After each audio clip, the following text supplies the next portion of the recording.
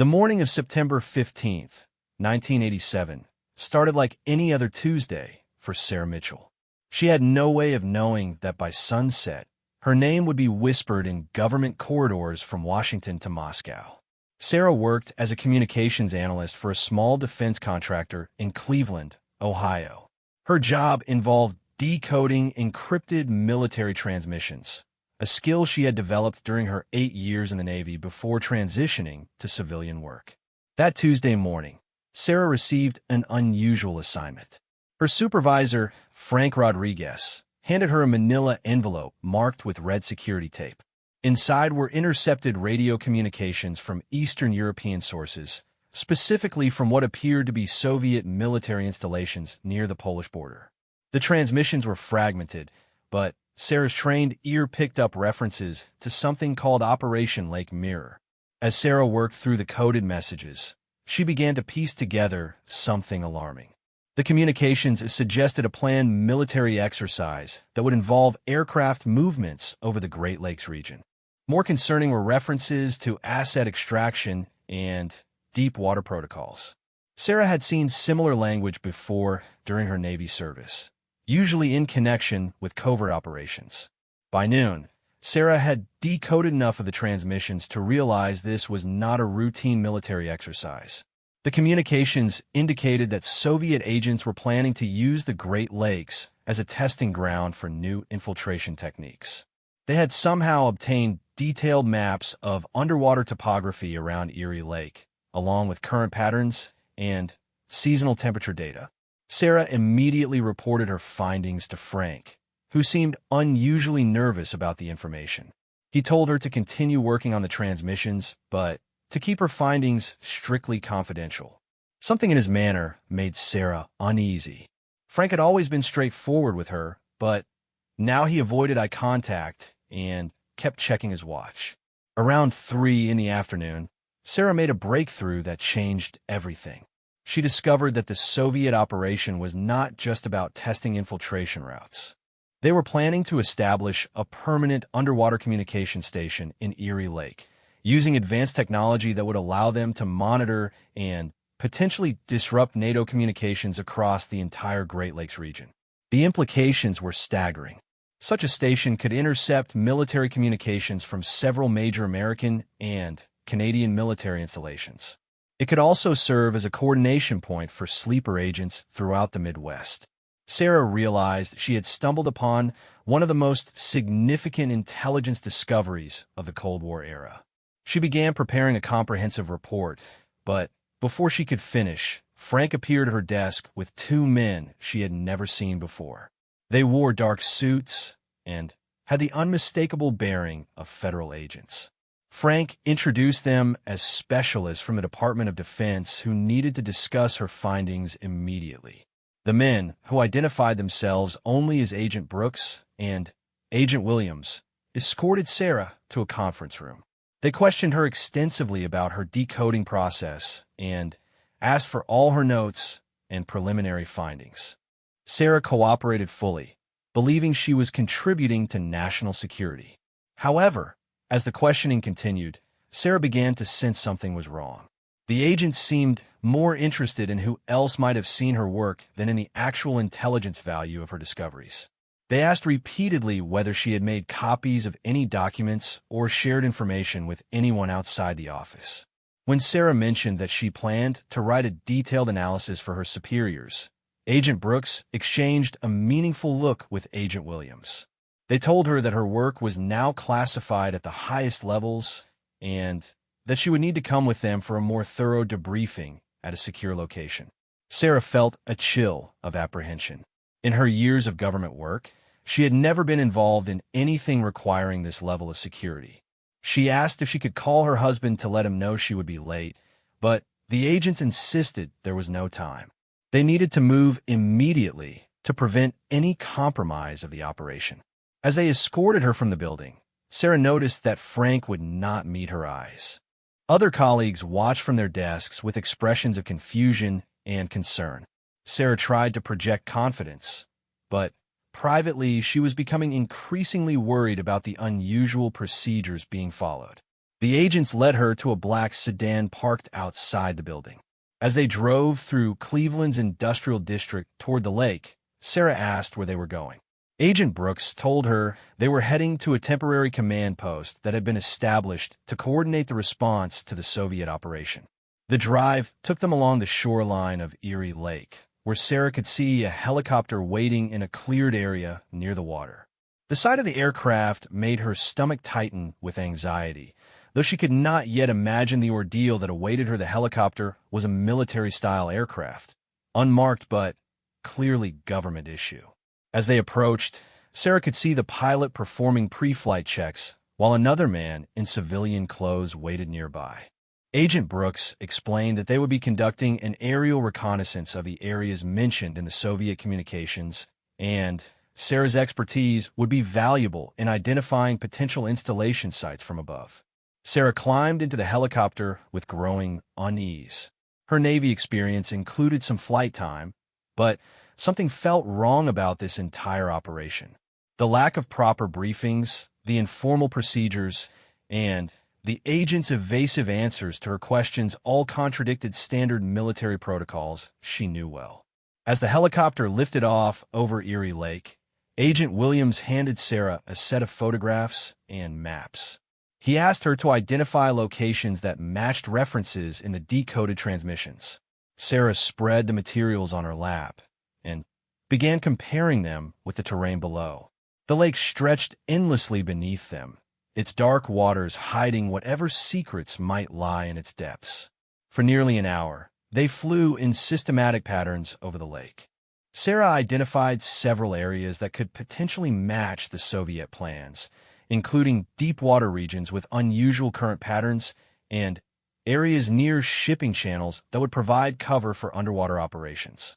She was beginning to feel useful again, thinking her expertise was genuinely needed for national security. Then, everything changed in an instant that would haunt her forever. Without warning, Agent Brooks suddenly grabbed Sarah's arms while Agent Williams reached for her legs. Sarah fought desperately, but the confined space of the helicopter limited her movements. She screamed questions at them, demanding to know what was happening, but neither man responded.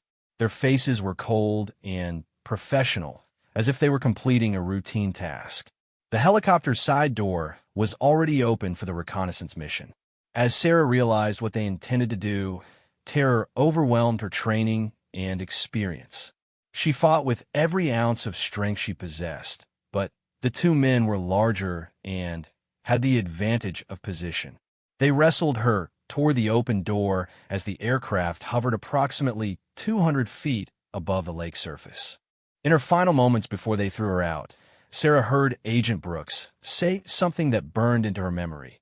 "The asset knows too much. Deep water protocol is authorized." These words confirmed her worst fears about the true nature of the operation. She was not being protected as a valuable intelligence source, but eliminated as a security risk. The fall seemed to last forever, though it could only have been seconds. Sarah's Navy survival training kicked in automatically. She positioned her body to minimize impact, took a deep breath, and prepared for the shock of hitting the water. The lake rushed up to meet her with terrifying speed. Lieutenant Sarah Chun had been serving in the Army for 12 years when she walked into the Pentagon briefing room that Tuesday morning. The room buzzed with the usual pre-meeting chatter of military officers discussing strategy, budgets, and personnel assignments. Sarah carried herself with a quiet confidence that came from years of proving herself in a male-dominated field, but today felt different somehow. Colonel Marcus Reynolds stood at the front of the room, his uniform crisp and his demeanor stern. He was known throughout the building as someone who demanded absolute respect from military hierarchy.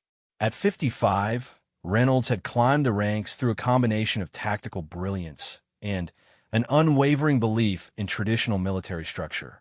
His gray hair was perfectly styled, and his chest displayed an impressive array of ribbons and medals from 3 decades of service. Sarah took her usual seat in the third row, next to Major Williams and Captain Rodriguez. The briefing was supposed to cover the new joint operations protocols that would affect multiple branches of the military. As officers filed in, Sarah noticed the room was more crowded than usual. Word had spread that this meeting would address some significant changes in how different military branches would coordinate their efforts. The tension in the room was palpable. Recent global events had put pressure on the military to adapt quickly, and everyone knew that change often meant someone's authority would be challenged or restructured. Sarah had spent the previous evening reviewing the preliminary documents, trying to understand how these new protocols might affect her current assignment with the Intelligence Division. Colonel Reynolds called the meeting to order with his characteristic sharp tone. His eyes swept the room, taking inventory of who was present. When his gaze fell on Sarah, there was something in his expression that made her straighten in her chair. She had worked with Reynolds before, but always in smaller groups where his attention was divided among many priorities. Today we discuss the future of joint operations, Reynolds began, his voice carrying clearly through the room. These new protocols will require unprecedented cooperation between branches, and I want to make sure everyone understands their place in this new structure. As Reynolds continued his opening remarks, Sarah felt a growing unease. His words seemed pointed, and she noticed several other officers glancing in her direction. She had recently been selected for a special assignment that would involve coordinating intelligence operations across multiple military branches, a position that came with significant responsibility and visibility. The colonel's presentation covered the basics of joint operations, but Sarah could sense he was building towards something specific. His tone became more pointed as he discussed the importance of respecting established military hierarchy, even in these new collaborative arrangements. Several times, he emphasized phrases like knowing one's place and respecting the chain of command. Major Williams shifted uncomfortably beside Sarah. He had served with her on 2 previous assignments and knew her capabilities better than most. The way Reynolds kept glancing in Sarah's direction was making Williams nervous, though he couldn't quite put his finger on why. As the presentation continued, Sarah found herself thinking about her journey to this point. Growing up in a military family, she had always understood the importance of structure and discipline. Her father had been a career Navy officer, and her mother had worked as a civilian contractor for the Air Force. Military life wasn't foreign to her, but being a woman in combat-related roles had presented unique challenges. The room grew quieter as Reynolds transitioned from his prepared remarks to what appeared to be impromptu comments. His voice took on a more personal tone, and Sarah felt every eye in the room shift toward her section. Whatever was coming next, she sensed it would be directed at her specifically. Reynolds cleared his throat and looked directly at Sarah. Lieutenant Shun, since you'll be involved in these new joint operations, perhaps you could share your thoughts on how junior officers should approach working with senior leadership from other branches. The question seemed innocent enough, but the way Reynolds asked it, combined with his emphasis on the word junior, sent a clear message to everyone in the room. This wasn't really a question about joint operations. This was about something else entirely. Sarah stood slowly, her mind racing through possible responses. She had dealt with challenges to her authority before, but never in such a public forum with so many high-ranking officers present. The silence in the room was deafening as everyone waited to see how this confrontation would unfold. Little did anyone in that room know that Sarah's response would reveal information that would completely change the dynamic of the conversation and leave Colonel Reynolds in a position he had never anticipated. Sarah remained standing, feeling the weight of 30 pairs of eyes focused on her. Colonel Reynolds had clearly intended his question to put her in an uncomfortable position, but she had faced similar challenges before. What bothered her most was not the question itself, but the public nature of what felt like a deliberate attempt to undermine her authority. Sir, I believe effective joint operations depend on mutual respect and clear communication between all participants, regardless of which branch they represent, Sarah replied calmly. Her voice was steady, professional, and carried just enough volume to reach everyone in the room. Reynolds nodded slowly, but his expression suggested he wasn't satisfied with her diplomatic response. He walked closer to her section of the room, his hands clasped behind his back in a gesture that emphasized his authority. The other officers remained silent, sensing they were witnessing something more significant than a routine question and answer session. "That's a very politically correct response, Lieutenant," Reynolds said, drawing out her rank in a way that felt condescending. "But I'm more interested in your understanding of how rank and experience should factor into these collaborative efforts. Specifically, how do you plan to interact with officers who have significantly more years of service and combat experience than yourself?" The room grew even quieter. Several officers exchanged glances, recognizing that Reynolds was pushing this conversation into uncomfortable territory. Major Williams clenched his jaw, knowing that Sarah was being put in an impossible position. Any response she gave could be interpreted as either too submissive or too assertive. Sarah took a deep breath before responding. She had hoped to avoid this kind of confrontation, but Reynolds had made it clear he wasn't going to let this go. "Sir, I believe that effective leadership can come from officers at any level, and that experience takes many forms. While I deeply respect the knowledge that comes with years of service, I also think fresh perspectives and specialized training have value in joint operations." Reynolds stopped walking and turned to face her directly. His expression hardened, and several officers in the room shifted uncomfortably.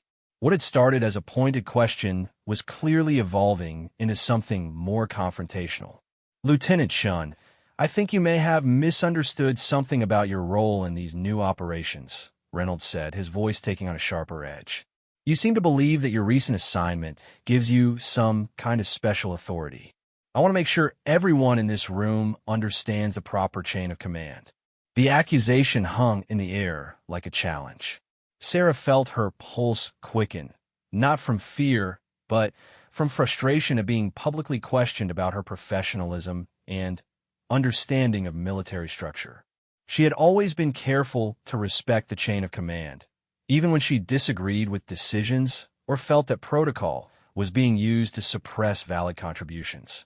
Captain Rodriguez, who sat next to Major Williams, later described the moment as feeling like watching a slow-motion collision.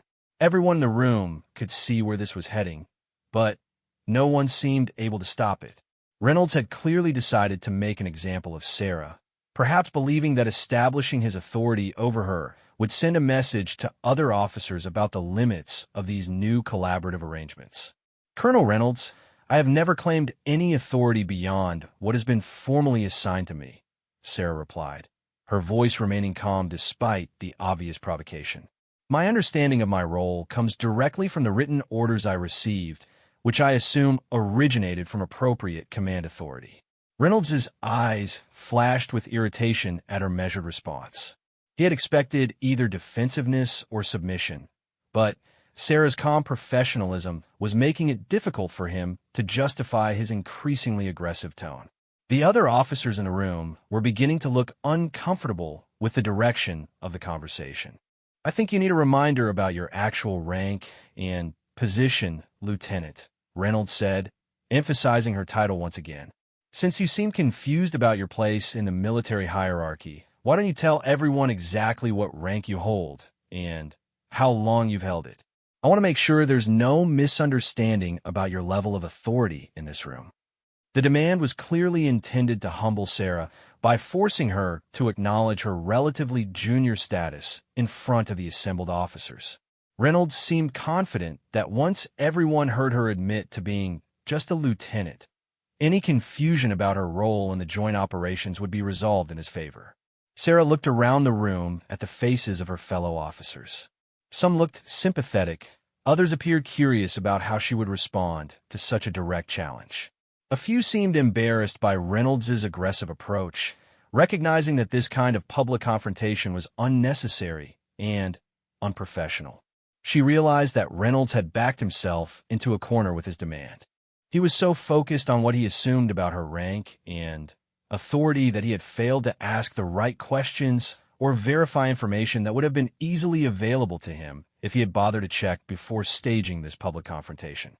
Sarah straightened her shoulders and prepared to give Reynolds exactly what he had asked for, knowing that her response would fundamentally change the dynamics of not just this conversation, but potentially his entire career trajectory. Sarah looked directly at Colonel Reynolds, her expression calm but resolute.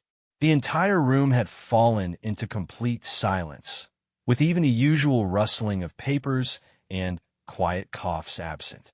Everyone sensed they were about to witness something significant, though most had no idea what was coming. Colonel Reynolds, since you've requested clarification about my rank and authority, Sarah began, her voice carrying clearly through the silent room, I should probably correct a misunderstanding that seems to be at the heart of this conversation. Reynolds crossed his arms, clearly expecting Sarah to acknowledge her junior status and apologize for any perceived overreach. His expression showed satisfaction, as if he had already won whatever contest he believed they were engaged in. Several other officers in the room looked uncomfortable with the public nature of this confrontation, but none felt positioned to intervene. I am not actually Lieutenant Sean, Sarah continued, pausing for just a moment to let that statement register. My current rank is Colonel Chun, and I've been serving in that capacity for the past 8 months. The words hit the room like a physical force. Several officers audibly gasped, while others sat forward in their chairs as if they needed to get closer to make sure they had heard correctly. Major Williams's mouth fell open slightly, while Captain Rodriguez looked back and forth between Sarah and Reynolds as if watching a tennis match. Colonel Reynolds's confident expression faltered immediately. His arms uncrossed, and for the first time since the conversation began, he looked uncertain. The color drained from his face as the implications of what Sarah had just said began to sink in.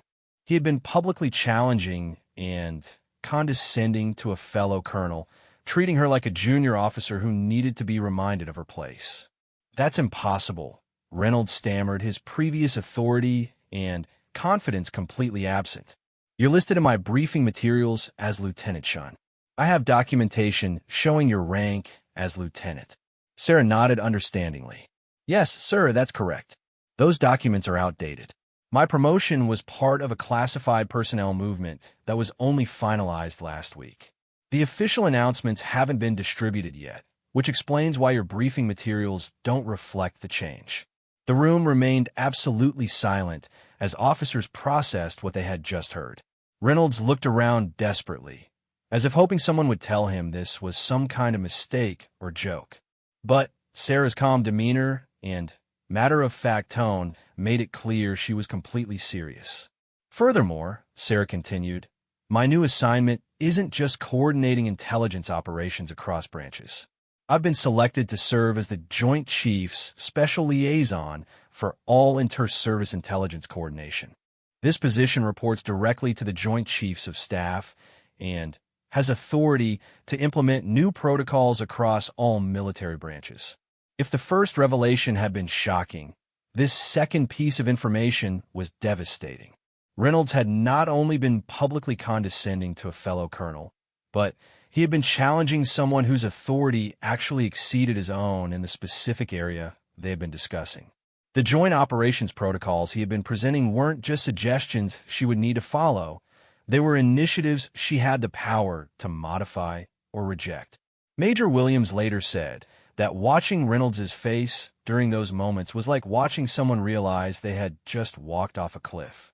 The colonel had built his entire confrontation on assumptions about Sarah's junior status and limited authority, and every foundation of his argument had just been removed. I apologize for not correcting the misunderstanding earlier, Sarah said, her tone remaining professional and respectful. I had planned to address the rank issue at the end of today's briefing, but since you've raised questions about authority and chain of command, it seemed appropriate to clarify the situation now. Reynolds stood frozen, clearly struggling to process how completely the situation had reversed. Around the room, other officers were having their own realizations about what they had just witnessed. Some looked sympathetic to Reynolds's predicament, while others appeared to be fighting smiles at the dramatic turn of events. The silence stretched on as Reynolds tried to formulate some kind of response. He had gone from a position of absolute confidence and authority to realizing he had just publicly challenged a superior officer's competence and authority. Worse still, he had done so in front of 30 other officers who would undoubtedly remember this moment for the rest of their careers. Sarah waited patiently for Reynolds to respond, understanding that he needed time to adjust to this new information. She bore him no personal ill will, but his aggressive approach had forced her to reveal information she had hoped to share more diplomatically. The situation had taken on a life of its own, and now everyone in the room was waiting to see how it would resolve. The silence in the room had become so complete that the hum of the air conditioning system seemed unnaturally loud. Colonel Reynolds stood motionless, his mind clearly racing as he tried to process the complete reversal of the situation. Every calculation he had made about this confrontation had been based on incorrect information, and now he found himself in the worst possible position for a career military officer. Around the room, the other officers sat in stunned silence. Some stared at Sarah with new understanding, while others watched Reynolds with a mixture of sympathy and fascination. Captain Rodriguez later described the atmosphere as watching someone's entire world collapse in real time. The confident, authoritative Colonel Reynolds from 5 minutes earlier had been replaced by a man who looked like he had just received devastating news. Sarah remained standing, waiting patiently for Reynolds to respond. She understood the shock he must be experiencing, but she also knew that the way he handled the next few moments would largely determine how this incident would be remembered and what consequences it might have for both of their careers. Major Williams found himself in the uncomfortable position of witnessing his superior officer's public humiliation. He had worked with Reynolds for 3 years and generally respected his tactical knowledge and leadership abilities. Watching him struggle to recover from such a fundamental mistake was painful, especially since the entire confrontation could have been avoided with a simple phone call to verify Sarah's current status. Colonel Chun, Reynolds finally managed, his voice noticeably quieter than it had been moments before. I apologize for the misunderstanding about your rank. However, I was not informed about these personnel changes or your new assignment. According to my information, you are still serving as a lieutenant in the intelligence division. Sarah nodded, understanding. Colonel Reynolds, I completely understand the confusion. The promotion and assignment were handled through special channels due to the classified nature of the Joint Operations Initiative. Normal personnel updates were delayed to maintain operational security. I should have clarified my status when I arrived today. Her gracious response seemed to provide Reynolds with a small lifeline, but the damage to his authority in the room had already been done. Several officers who had watched him confidently challenge what he believed was a junior officer's competence were now seeing him struggle to maintain his composure after discovering his target actually outranked him in the specific area of discussion. The most uncomfortable aspect of the situation was that Reynolds's original challenges about Sarah's understanding of rank and chain of command now reflected back on his own professionalism. He had accused her of not knowing her place in the military hierarchy while being completely wrong about where both of them fit in that hierarchy. Perhaps, Sarah continued diplomatically, we could use this as an opportunity to discuss how the new joint operations protocols will affect information sharing between commands. One of the challenges we've identified is ensuring that personnel changes and new assignments are communicated more effectively across branches.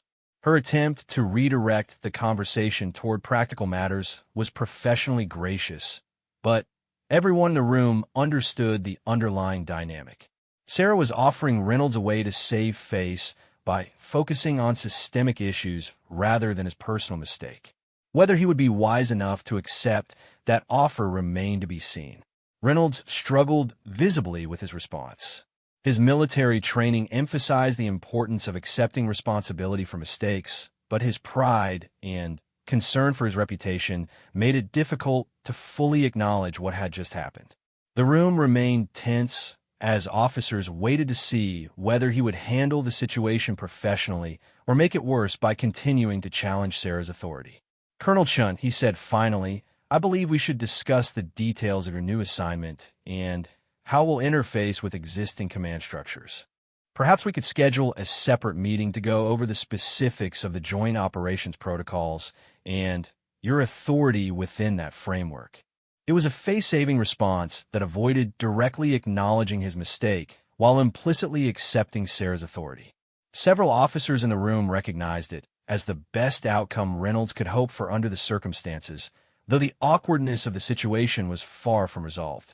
Sarah accepted his suggestion with a professional nod, but everyone present understood that the original dynamic of the meeting had been permanently altered.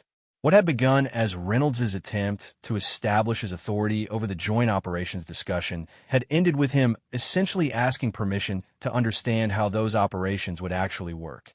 The reversal was so complete and so public that officers throughout the Pentagon would be discussing it for months afterward.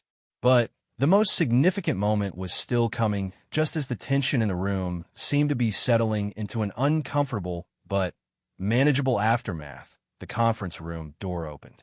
Major General Patricia Hayes, a formidable woman in her early 60s, stepped into the room with the confident stride of someone accustomed to command. Behind her followed two other senior officers whose presence immediately elevated the stakes of whatever had been happening in the briefing room. Good morning, everyone, General Hayes announced, her voice carrying the natural authority of someone who had spent decades in leadership positions. I apologize for interrupting, but I need to speak with Colonel Chun about an urgent matter regarding tomorrow's Joint Chiefs presentation. The room, which had just begun to relax from the previous confrontation, suddenly tensed again. Every officer present recognized General Hayes' name and reputation. She was not only one of the highest-ranking women in the military, but also served as a direct advisor to the Joint Chiefs of Staff on matters of strategic intelligence coordination. Colonel Reynolds felt his stomach drop as the implications of General Hayes' words registered. The woman he had just spent 10 minutes publicly challenging and condescending to was apparently important enough to warrant a personal visit from a major general who answered directly to the Joint Chiefs. His earlier mistake was looking worse by the minute. Colonel Chun, General Hayes continued, I wanted to personally confirm that your briefing materials for tomorrow's presentation are complete. The chairman specifically requested an update on your progress with the inter-service intelligence protocols, and I wanted to make sure you had everything you needed. Sarah stepped forward respectfully. Yes, ma'am. The preliminary materials are ready for review. I've identified several areas where improved communication could enhance operational effectiveness, including better coordination of personnel status updates between commands. General Hayes nodded approvingly. Excellent. The Joint Chiefs are very interested in your recommendations, particularly given your unique perspective from having served in multiple intelligence roles across different branches. Your insights into systemic communication failures have already proven valuable. The exchange was professional and routine, but its impact on the room was electric. Colonel Reynolds realized that not only had he challenged a fellow colonel who outranked him in authority for joint operations, but he had done so to someone who apparently had direct access to the highest levels of military leadership. Major Williams later reflected that watching Reynolds during General Hayes' visit was like watching someone realize they had insulted the wrong person's daughter at a family gathering. Every word the general spoke made Reynolds' earlier behavior seem more inappropriate and potentially career-damaging. General Hayes, Sarah said, I should mention that today's briefing has highlighted some of the exact communication challenges we've been discussing. There was some confusion about current personnel assignments that could have been avoided with better information sharing protocols. It was a diplomatically phrased reference to what had just happened, but General Hayes was experienced enough to read between the lines.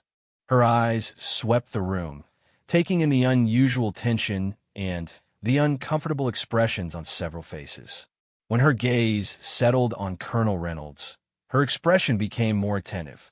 Colonel Reynolds, she said, recognizing him from previous meetings, I hope you'll be supportive of Colonel Chin's initiative to improve inter-service coordination. These protocol improvements will require buy-in from experienced officers at your level to be successful. Reynolds straightened and managed to respond professionally, though his voice lacked its earlier confidence. "Yes, ma'am, absolutely. Colonel Chun and I were just discussing how to best implement these new protocols across existing command structures." General Hayes nodded, apparently satisfied with his response, though something in her expression suggested she sensed more to the story. "Good.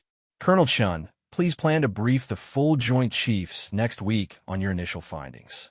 They're particularly interested in your analysis of how rank and authority issues affect collaborative operations between branches."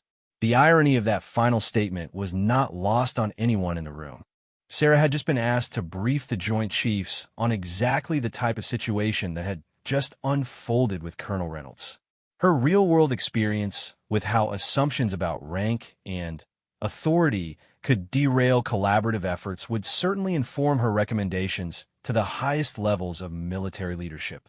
As General Hayes and her accompanying officers prepared to leave, she turned back to address the room. "I want to remind everyone that the success of these joint operations initiatives depends on our ability to work effectively across traditional boundaries. Personal ego and outdated assumptions about authority have no place in modern military cooperation."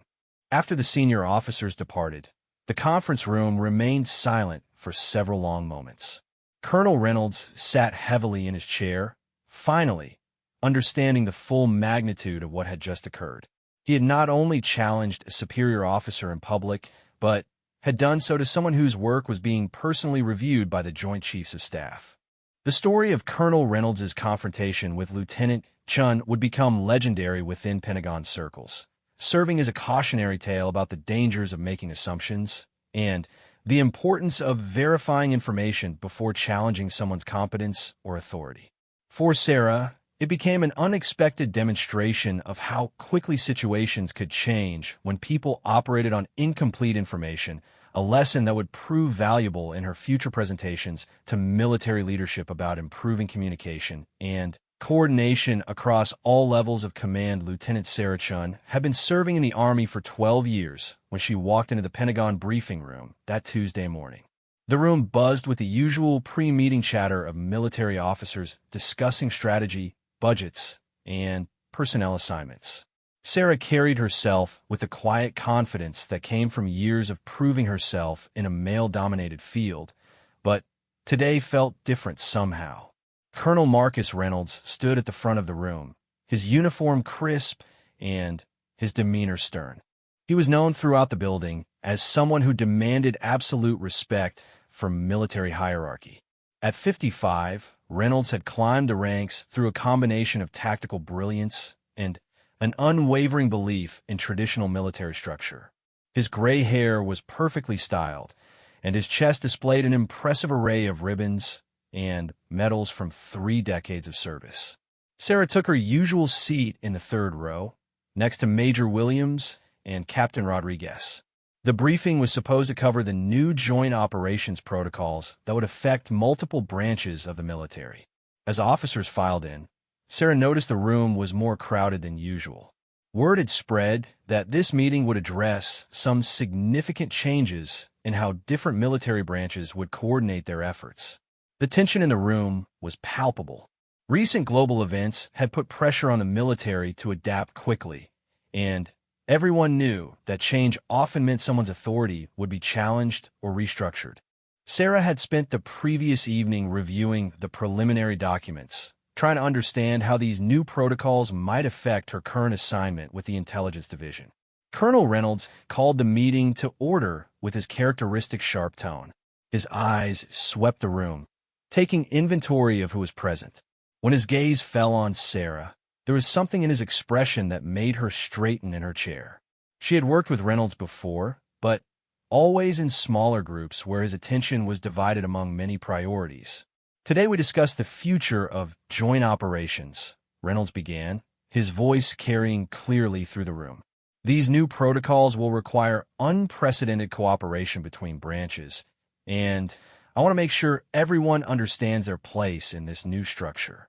As Reynolds continued his opening remarks, Sarah felt a growing unease. His words seemed pointed and she noticed several other officers glancing in her direction.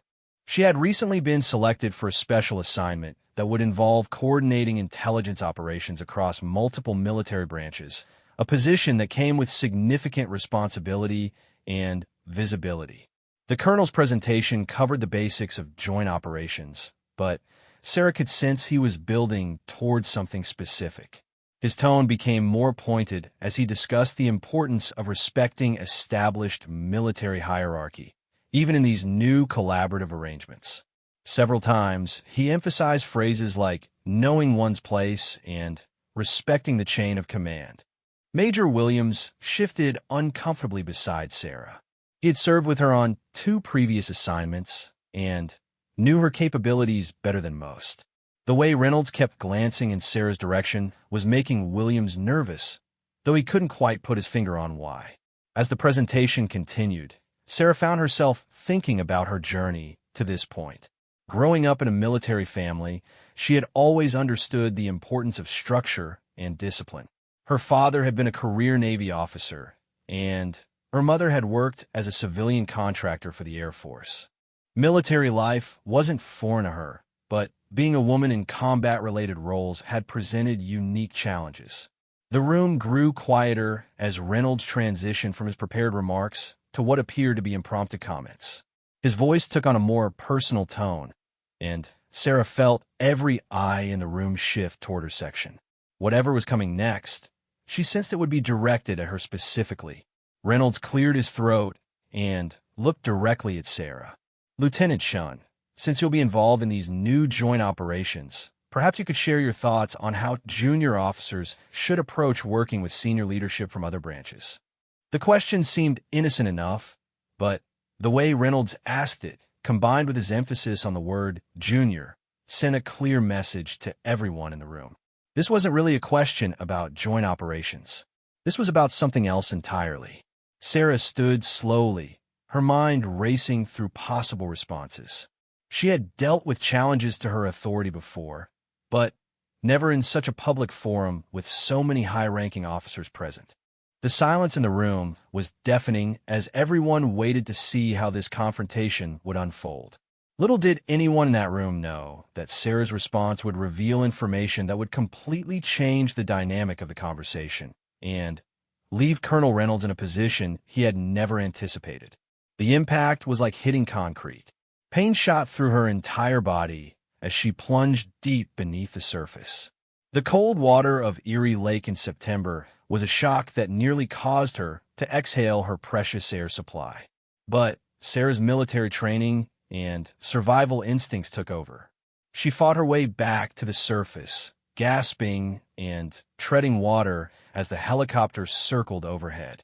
From the water, Sarah could see the agents looking down at her. She expected them to hover and confirm her death, but instead the helicopter began to climb and turn away. They assumed the fall, and the cold water had finished their job. They had no way of knowing that Sarah was an accomplished swimmer who had survived emergency water training exercises in conditions far worse than this. As the helicopter disappeared toward shore, Sarah assessed her situation. She was alone in the middle of Erie Lake, several miles from the nearest shore, with no rescue in sight. Her body ached from the impact, and the cold water was already beginning to affect her coordination.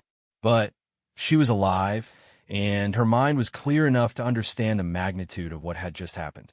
Sarah realized that her supposed colleagues had tried to murder her because of what she had discovered about Operation Lake Mirror. The implications were staggering. If legitimate government agents had wanted her silenced, it could only mean that the Soviet operation was more complex than she had initially understood.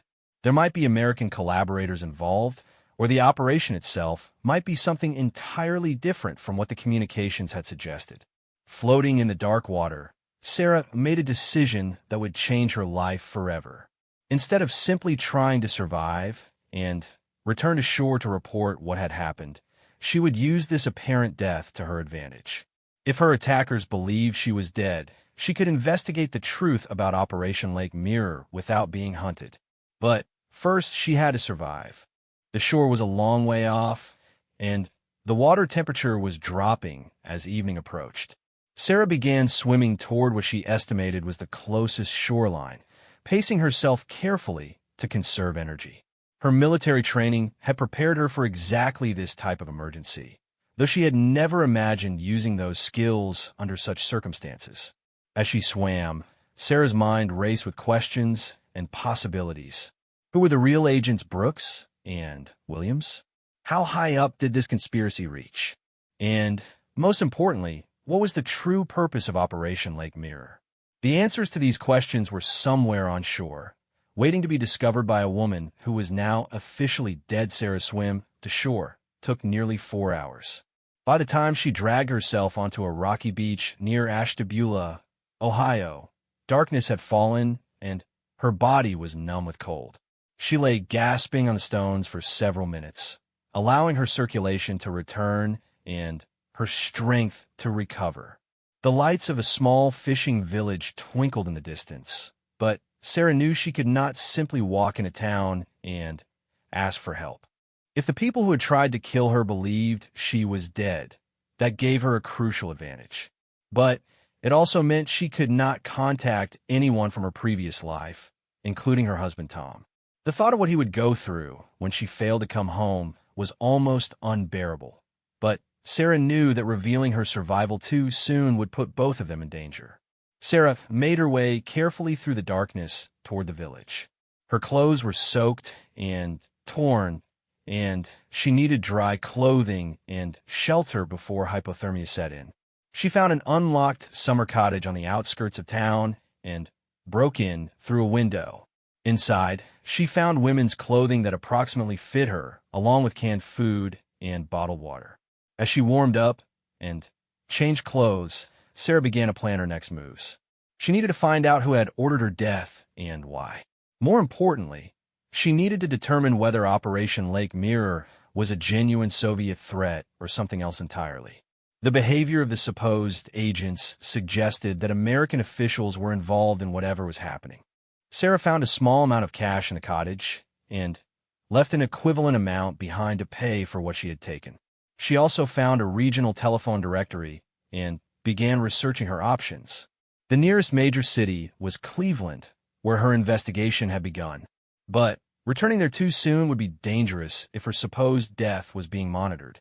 Instead, Sarah decided to travel to Buffalo, New York, where she knew there was a major FBI field office. If she could reach legitimate federal agents and tell her story, they might be able to protect her and investigate the conspiracy she had uncovered. But first, she needed to gather more evidence about what had really happened. Over the next 3 days, Sarah lived like a fugitive, moving between abandoned buildings and using public libraries to research Operation Lake Mirror and the defense contractor where she had worked. What she discovered made her blood run cold. Her employer, Meridian Defense Systems, had connections to several companies that were being investigated for selling military technology to foreign governments. More disturbing was what she learned about her supervisor, Frank Rodriguez. Public records showed that he had traveled to Eastern Europe several times in the past year, supposedly for legitimate business meetings. But the timing of his trips coincided with increased Soviet activity in the region. Sarah began to suspect that Frank was not the loyal American she had thought him to be. Sarah also discovered that the radio transmissions she had decoded might have been deliberately leaked to her. If Frank was working with foreign agents, he could have arranged for her to receive specific communications that would draw her into a trap. The entire Operation Lake Mirror might have been a setup designed to identify and eliminate American intelligence analysts who were too skilled at their jobs. On her 4th day as a fugitive, Sarah made contact with FBI agent Patricia Chun in Buffalo. Sarah called the FBI office from a payphone and asked to speak with someone about a matter of national security. When Agent Chin came on the line, Sarah gave her real name and enough details about Operation Lake Mirror to convince the agent that this was not a prank call. Agent Chin agreed to meet Sarah at a secure location. When they met that evening in a Buffalo hotel room, Sarah told her entire story, beginning with the decoded transmissions and ending with her survival of the helicopter incident. Agent Chin listened carefully, taking detailed notes and asking probing questions about dates, names, and specific details. What Agent Chun told Sarah in return was both reassuring and terrifying. The FBI had been investigating Meridian Defense Systems for several months as part of a larger investigation into technology theft and industrial espionage. They suspected that someone inside the company was feeding information to foreign intelligence services, but they had not identified the specific individual involved. Sarah's story provided crucial missing pieces to their investigation. Agent Chun explained that the FBI had been monitoring communications between several defense contractors and suspected foreign agents, but they had not been able to decode the transmissions that Sarah had worked on. Her analysis of Operation Lake Mirror was the first concrete evidence of active espionage operations being conducted on American soil. However, Agent Chun also delivered sobering news about the scope of the conspiracy. The FBI believed that the espionage network included American officials at high levels of government and military service. The people who had tried to kill Sarah were likely part of this network, and they would continue hunting for her if they suspected she had survived. Agent Chun offered Sarah protective custody, but with conditions that Sarah found difficult to accept. She would have to remain hidden under a false identity until the investigation was complete, which could take months or even years. During that time, she could have no contact with her family or friends. Her husband would have to continue believing she was dead. Sarah asked about alternatives, and Agent Chun presented her with an extraordinary proposal. The FBI needed someone with Sarah's skills and knowledge to go undercover and gather intelligence about the espionage network. If Sarah was willing to take the risk, she could help bring down the conspiracy that had nearly cost her life. The proposal meant that Sarah would have to become someone else entirely. She would be given a new identity and inserted into situations where she could observe and report on suspected foreign agents and their American collaborators. It would be dangerous work, but it would also give her a chance to strike back at the people who had destroyed her life. Sarah looked out the hotel window at the lights of Buffalo and thought about her husband, Tom, who was probably planning her funeral. She thought about her colleagues at Meridian, who had no idea they were working for traitors. Most of all, she thought about the classified information that was being sold to America's enemies while the people responsible lived comfortable lives. The decision, when it came, surprised even Sarah herself. She turned to Agent Chun and said, "Tell me what you need me to do." Sarah's transformation into an undercover operative took 3 weeks of intensive preparation at a secure FBI facility in Virginia. She was given the identity of Margaret Walsh, a communications specialist with a fabricated employment history that would allow her to infiltrate suspected espionage networks. Her appearance was altered with different hair color and contact lenses, and she spent hours learning the details of her new background until it became second nature. The FBI's plan was audacious in its scope. Margaret Walsh would be hired by Tactical Communications International, a company in Detroit that the FBI suspected was serving as a front for technology transfer to foreign governments. Sarah's job would be to identify the key players in the network and gather evidence of their illegal activities, all while maintaining her cover as a loyal employee. Agent Chun warned Sarah repeatedly about the dangers involved. If her true identity was discovered, the people who had tried to kill her once would not hesitate to finish the job. But Sarah was determined to see the mission through. The thought of her husband grieving for her while her would-be killers walked free gave her the motivation to accept any risk. Sarah's first day at Tactical Communications International was nerve-wracking. The company occupied a modern office building in downtown Detroit, and from the outside it appeared to be a legitimate business. But as Margaret Walsh, Sarah quickly began to notice subtle signs that something was amiss. Security was unusually tight for a civilian company, and certain areas of the building were restricted to employees with special clearances. Her supervisor at TCI was a man named David Kumar, who had immigrated from India 15 years earlier and had an impressive background in satellite communications. Kumar seemed genuinely friendly and helpful, but Sarah noticed that he asked unusually detailed questions about her previous work experience and technical capabilities. She provided the carefully prepared answers that the FBI had rehearsed with her, while mentally cataloging every detail for her future reports. Within her first week at TCI, Sarah identified several employees who exhibited suspicious behavior. There was Jennifer Harrison, an accountant who regularly worked late and had access to financial records that seemed unrelated to her normal duties. Robert Chun, an engineer who frequently made encrypted phone calls from his office and received mail at a post office box rather than his home address. And most concerning was Elena Volkov, a project manager who had been born in Russia and maintained extensive contacts with technology companies in Eastern Europe. Sarah's breakthrough came during her second week at TCI, when she was assigned to work on a project involving secure communication protocols for overseas clients.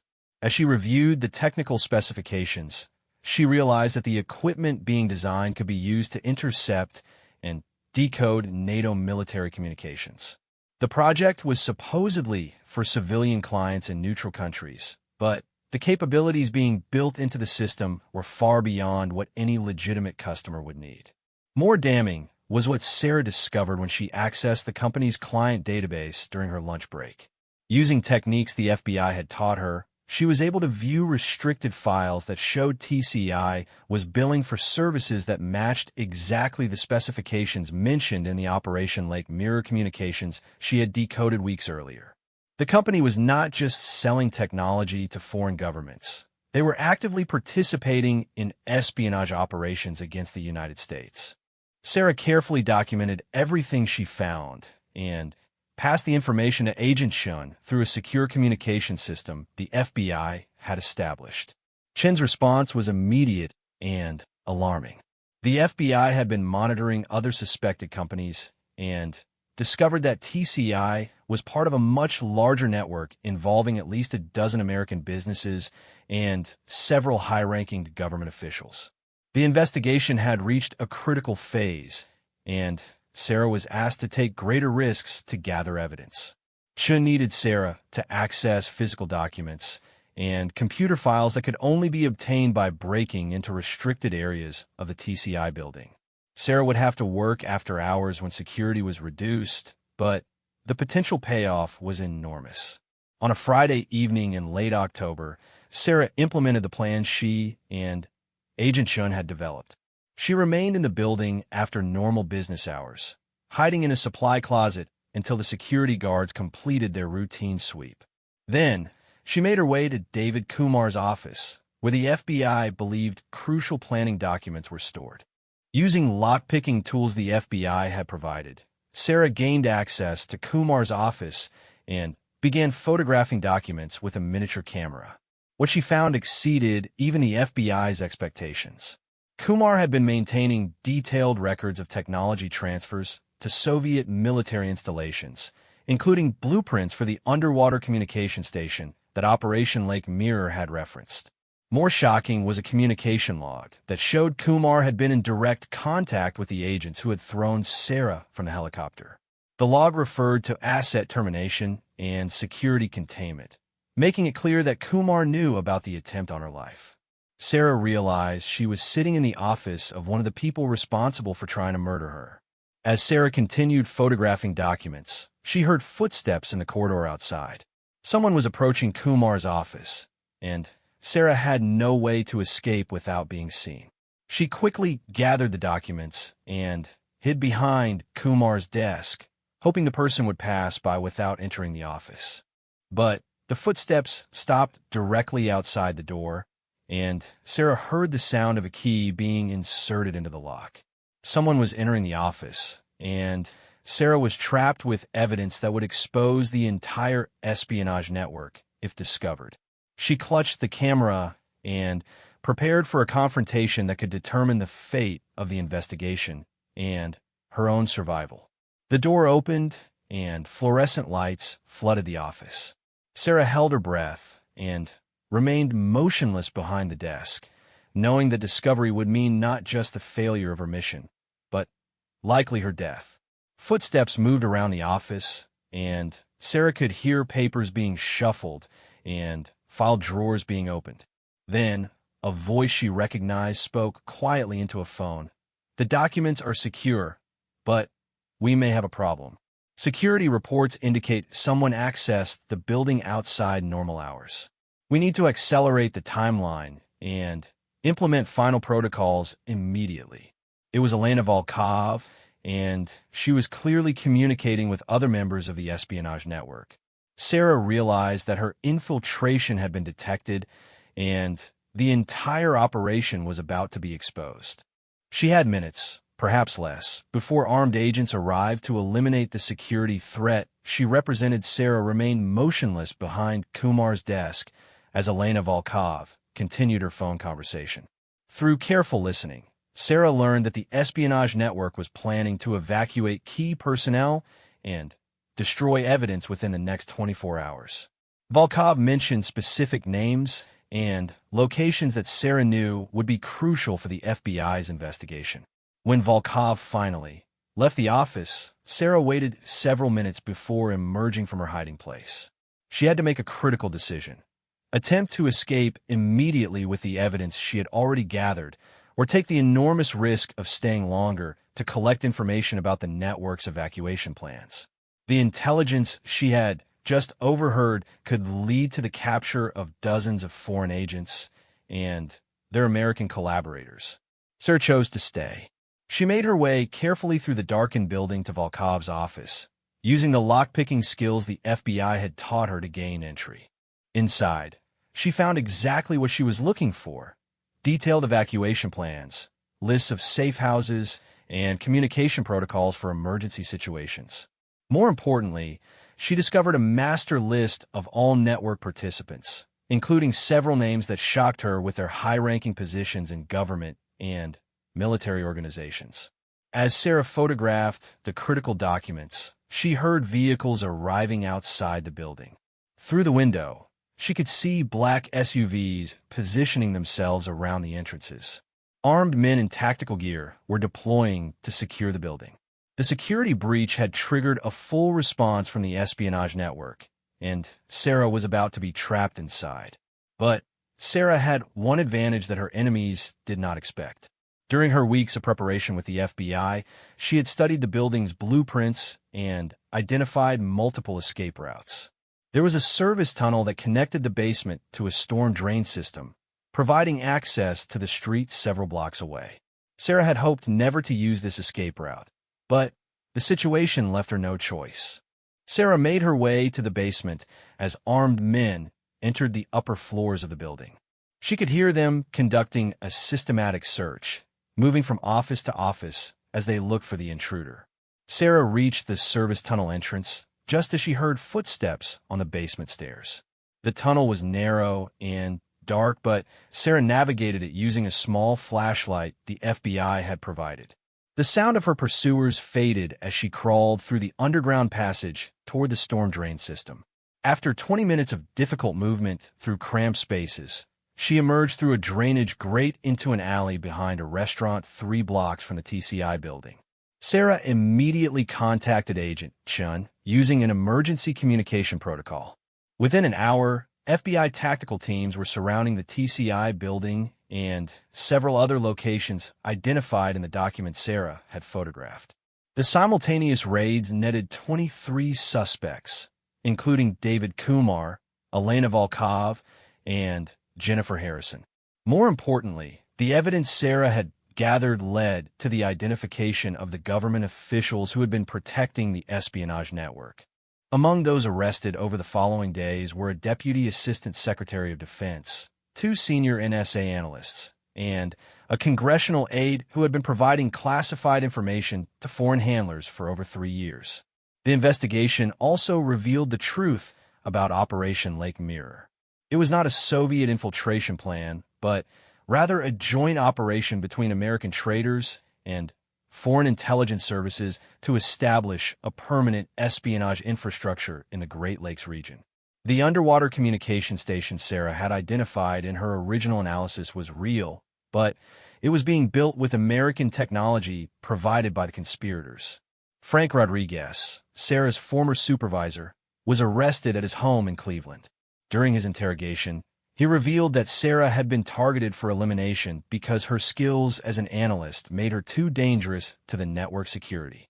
The decision to kill her had been made by the American participants in the conspiracy, who feared that her investigation would expose their activities.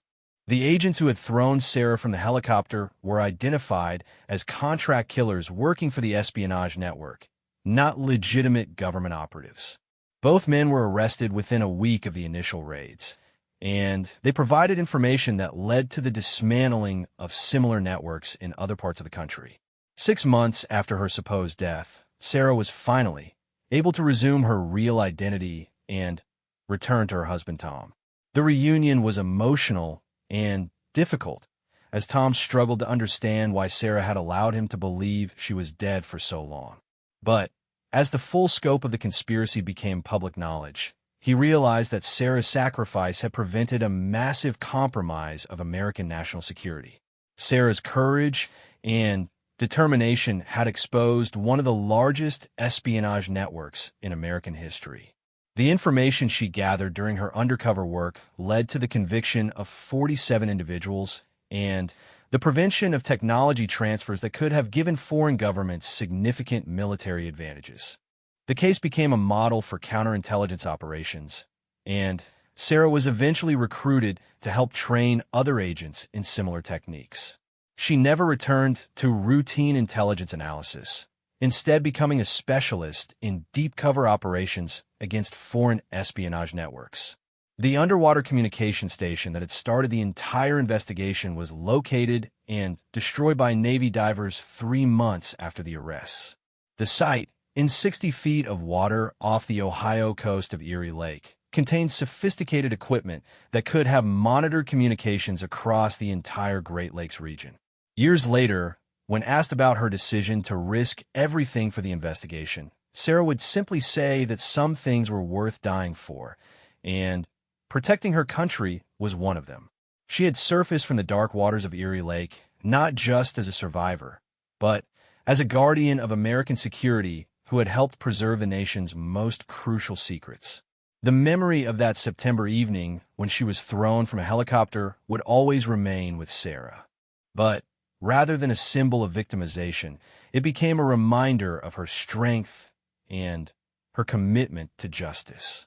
She had emerged from the depths with war room orders that helped defeat an enemy operating in the shadows, proving that sometimes the most powerful weapons against betrayal are courage, intelligence, and an unwavering determination to protect what matters most.